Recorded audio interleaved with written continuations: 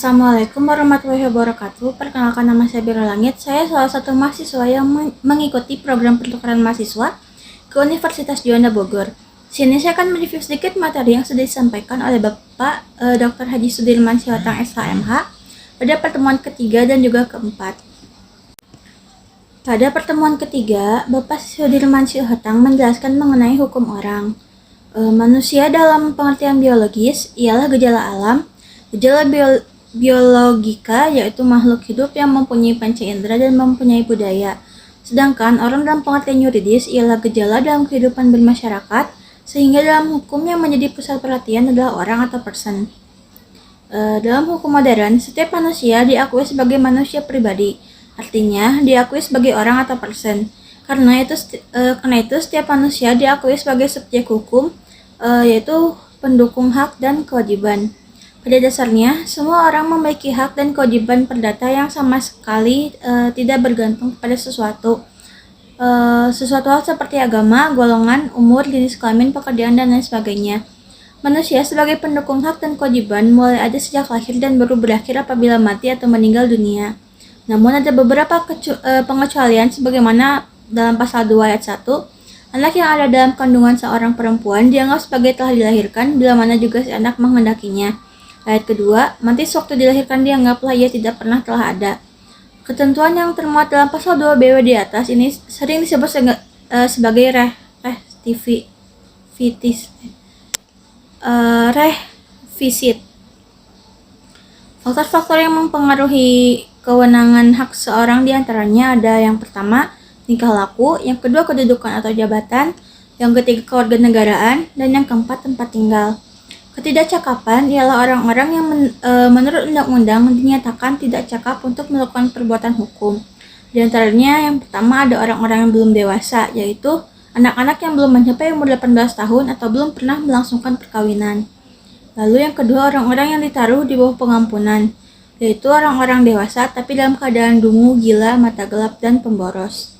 Yang ketiga, orang-orang yang dilarang undang-undang untuk melakukan perbuatan-perbuatan hukum tertentu, misalnya orang dinyatakan pailit.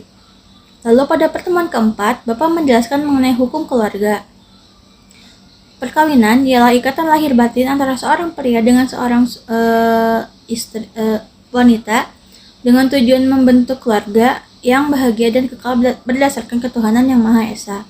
Maka dari itu, perkawinan dilangsungkan bukan untuk sementara atau jangka waktu tertentu yang direncanakan, akan tetapi untuk seumur hidup atau selama-lamanya. Perkawinan juga didasarkan kepada ketuhanan yang Maha Esa, yang berarti bahwa perkawinan harus didasarkan kepada agama dan kepercayaan masing-masing.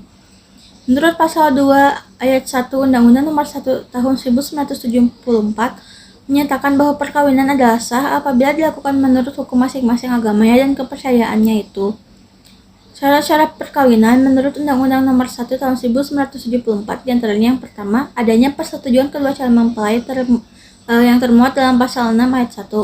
Yang kedua, adanya izin kedua orang tua atau wali bagi calon mempelai yang belum berusia 21 termuat dalam pasal 6 ayat 2, 3, 4, 5, dan 6. Usia calon mempelai pria sudah mencapai 19 tahun dan calon mempelai wanita sudah mencapai 16 tahun, termuat dalam pasal 7 ayat 1.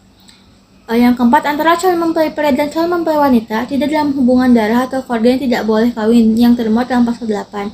Yang kelima, tidak terdapat dalam ikatan perkawinan dengan pihak lain, termuat dalam pasal 9. Yang keenam, bagi suami istri yang telah bercerai lalu kawin lagi satu sama lain dan bercerai lagi untuk kedua kalinya, agama dan kepercayaan mereka tidak melarang mereka kawin kembali untuk ketiga kalinya, termuat dalam pasal 10. Yang ketujuh, tidak berada dalam waktu tunggu bagi calon mempelai wanita yang janda, termuat dalam pasal 11. Pencatatan perkawinan. Yang pertama, memberikan pemberitahuan kepada pegawai pencatat pernikahan. Yang kedua, memberikan dilakukan secara lisan ataupun tulisan oleh pihak mempelai. Yang ketiga, disampaikan selamat-lambatnya 10 hari sebelum perkawinan. Yang keempat, pegawai mencatat perkawinan kemudian akan memverifikasi dan memproses pemberitahuan yang telah disampaikan oleh mempelai.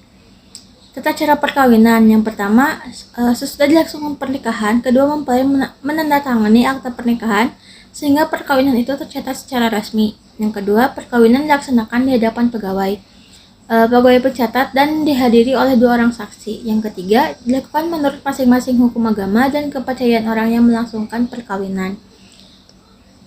Keabsahan perkawinan menurut Undang-Undang Nomor 1 Tahun 1974, sah tidaknya suatu perkawinan diukur dengan ketentuan hukum agama dan kepercayaan masing-masing orang yang melangsungkan perkawinan. Suatu perkawinan adalah sah apabila dilakukan dengan memenuhi semua syarat dan rukun hukum agama dan kepercayaannya itu. Demikianlah kebanyakan pendapat para ahli hukum dan sarjana hukum yang dianut oleh umat Islam Indonesia. Pencatatan perkawinan hanyalah merupakan tindakan administrasi belaka, bukan menentukan sah tidaknya perkawinan. Pencegahan perkawinan dapat dicegah apabila ada pihak yang tidak memenuhi syarat-syarat untuk melangsungkan perkawinan atau tidak memenuhi prosedur yang ditentukan pasal 13 Junto 20. Dan orang-orang yang dapat membatalkan perkawinan diantaranya yang pertama ada para keluarga dalam garis keturunan lurus ke atas dan ke bawah dari salah seorang calon mempelai. Yang kedua, wali nikah dari salah seorang calon mempelai. Yang ketiga, saudara dari salah seorang calon mempelai. Yang keempat, pengampu dari salah seorang calon mempelai. Yang kelima, pihak-pihak yang berkepentingan. Yang keenam, suami atau istri dari salah seorang calon mempelai. Yang ketujuh, pejabat yang ditunjuk. Pembatalan perkawinan menurut pasal 22 Undang-Undang Nomor 1 Tahun 1974 ialah perkawinan dapat dibatalkan apabila para pihak tidak memenuhi syarat-syarat untuk melangsungkan pernikahan.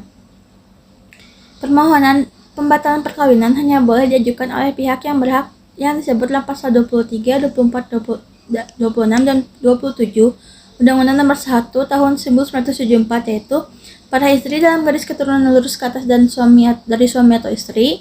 Yang kedua, suami atau istri. Yang ketiga, pejabat yang berwenang atau pejabat yang ditunjuk. Yang keempat, jaksa. Kelima, orang yang mempunyai kepentingan hukum secara langsung. Tata cara mengajukan permohonan pembatalan perkawinan di antaranya ada yang pertama, dilakukan sesuai tata cara mengajukan gugatan perceraian pada pasal 38 ayat 2 PP nomor 9 tahun 1975. Yang kedua, hal-hal yang berhubungan dengan pemanggilan dilakukan sesuai dengan ketentuan yang termuat dalam pasal 20-36. Lalu, apakah laki-laki diperbolehkan untuk melakukan poligami? Jawabannya adalah boleh. Beberapa alasan mengapa diperbolehkannya suami untuk melakukan poligami menurut PP nomor 9 tahun 1974 pasal 41 sub A. Yang pertama, istri tidak dapat menjalankan kewajibannya sebagai istri. Yang kedua, istri mendapat cacat badan atau penyakit yang tidak dapat disembuhkan. Yang ketiga, istri tidak dapat melahirkan keturunan.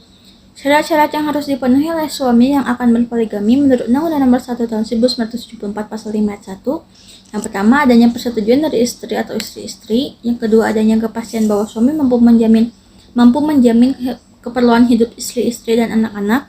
Yang ketiga, adanya jaminan bahwa suami akan berlaku adil terhadap istri-istri dan anak-anak mereka. Cukup sekian dapat saya sampaikan, kurang lebihnya mohon dimaafkan. Billahi taufiq wal hidayah. Wassalamualaikum warahmatullahi wabarakatuh.